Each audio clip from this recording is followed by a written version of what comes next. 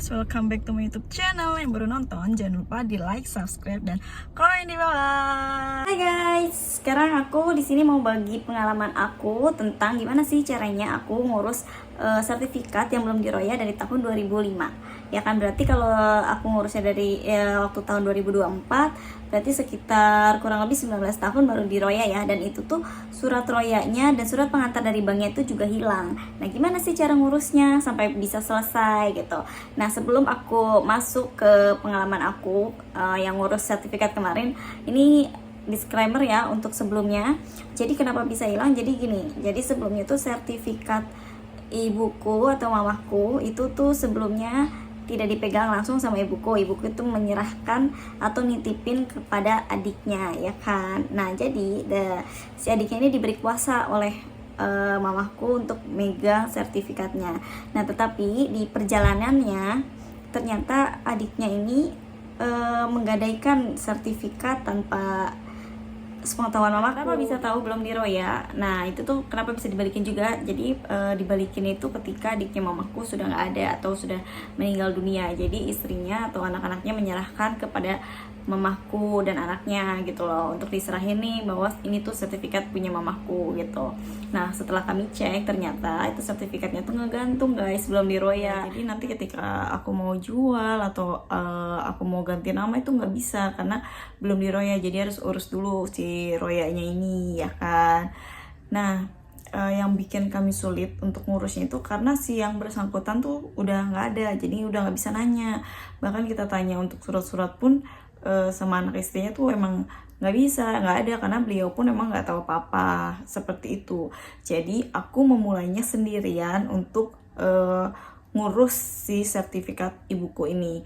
Nah, yang pertama aku lihat karena emang di sertifikat tuh ada keterangannya itu pernah digadai di bank apa. Nah, pada tahun 2005 itu digadai di bank pembangunan ya kalau nggak salah, yang sekarang itu jadi BJB. Jadi otomatis aku harus ke banknya dulu, ke bank BJB. Sebenarnya itu bank BJB-nya waktu di sertifikat itu dari Bandung, cuma aku nanya di bank BJB yang di sekitar daerah rumahku, ya kan. Nah, aku tanya, ternyata beliau mau ngeluarin surat pengganti surat kalau royanya tuh hilang gitu, buat aku bikin laporan ke Polres, ke polisi. Nah, kayak gitu. Nah, pas udah, tapi dari pihak bank itu pengennya aku minta surat dari kepolisian baru ke bank. Ternyata pas aku udah di kepolisian minta surat keterangan dari bank dulu baru boleh minta surat kehilangan gitu.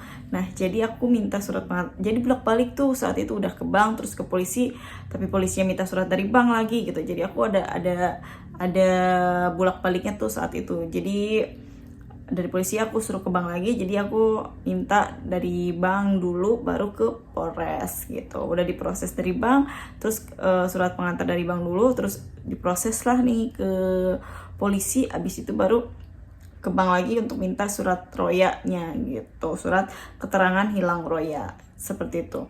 Nah, setelah aku udah ngedapetin dari polisi dan dari bank, aku ke notaris, ya kan.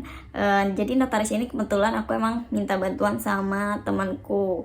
Jadi emang yang kerja di notaris gitu guys. Jadi aku minta bantuan sama temanku untuk dibikinin nota konsen roya gitu.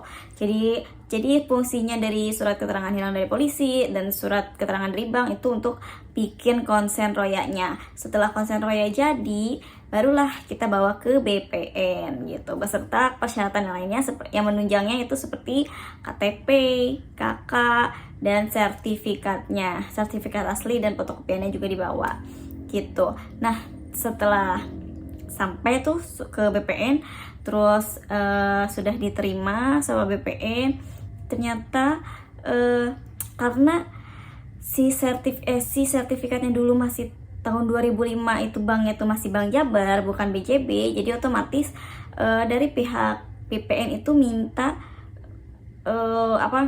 akte pendirian bank. Jadi akte pendirian dan akte pergantian nama dari Bank Pembangunan ke Bank BJB gitu.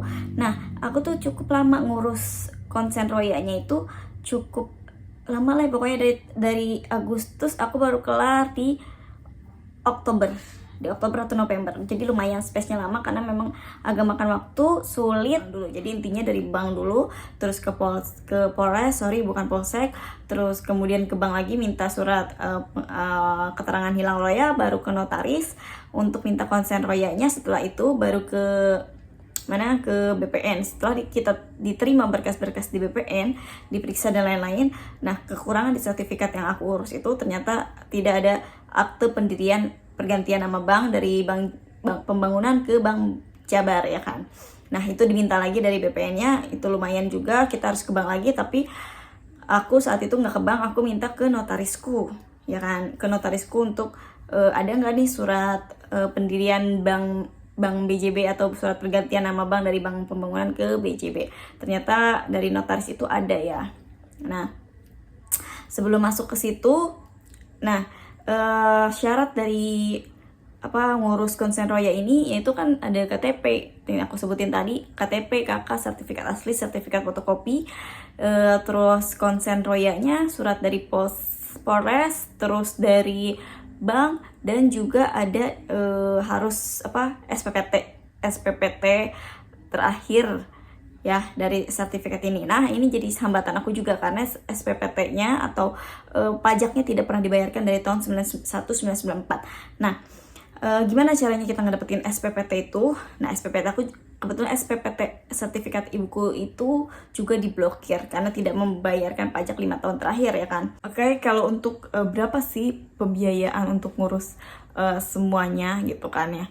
Nah itu tergantung ya guys, jadi tergantung kota masing-masing, tergantung wilayah tanahnya masing-masing, dan tergantung sama notaris yang kalian pilih gitu. Jadi masing-masing biayanya tuh beda-beda. Nah, kalau untuk di BPN-nya sendiri itu tuh murah ya. Kalau untuk ngurus royanya sendiri itu cuma 50.000, dan pergantian sertifikat lama ke sertifikat elektronik itu 150.000 gitu. Kebetulan kan tanah aku ini kan memang harus diukur ulang ya guys.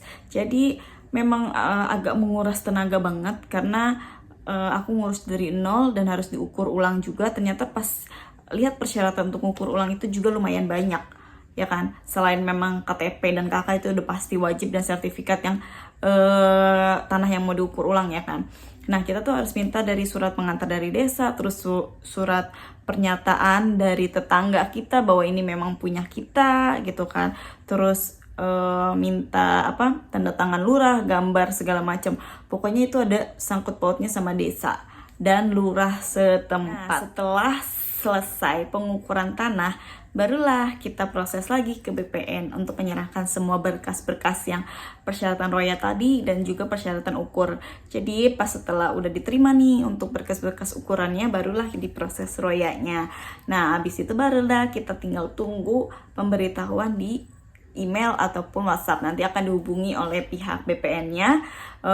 Yang tadi aku bilang, nanti akan dikasih kode billing untuk pembayaran roya dan kode billing untuk pembayaran pergantian sertifikat lama ke sertifikat elektronik. Seperti itu guys pengalaman yang aku bisa share ke kalian. Semoga bermanfaat. Semangat ya yang lagi urus-urus, semoga cepat selesai. Bye bye.